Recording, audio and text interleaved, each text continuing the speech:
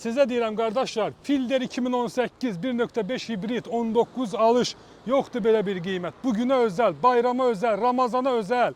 Hər yerdə 8000-8200'dür. Bugünə özəl bu maşını sizə Bakı təhvil, pelekitkalı, yol pullu hər şey daxil cəmisi neçəyə? 7800 dollara qardaşlar göndərirəm. 7800 dollar. Gəlin salonuna baxaq. Bu dəqiqə gəlib daxil olub bazara. Bu da sənədləri. Bir dənə sənədlərini göstər bir saniyəlik. Bu dəqiqə daxil olub bazara. İsti-isti. Hələ parkovkaya getməyib.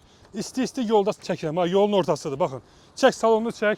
Klimat kontrol, monitor, zolaq tanıma, çarpışma önləyici. Maşında yoxdur. Avtomat korobka. 100 kilometrə yanacaq sərfiyyatı cəmsi 3-4 litrdir. Yəni Elvin qardaşınız sizə axtarır, gözləyir. Hər maşında göstərmir. Baxır, harada təmiz maşınlar var, onları sizə göstərirəm. İki dənə burada xırda cızıqlar var. O da ki, kargoda gələndə olan cızıqlardır, normaldır. Gəlin bir dənə bu tərəfdən göstərim. Nə oldu bə? İki oğlansan.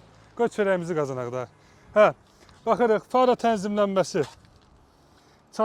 zolaq tanıması, çarpışma önləyici, güzgü qatlanması, orijinal probek, qardaş, maşın çiçəkdir. Maraqlıdırsa sənə elə indi. Ya zəng vurursan 050 888 3405 və yaxud yazırsan WhatsApp-a 055 271 61 51. Bir dənə onu çək, evdən bura gəlir. Elə bizim üstümüzə gəlir, qardaşım, üstümüzə. Nə maşını apar da, demirəm o nə maşını. Sağ olun dostlar, mən getdim, sağ ol.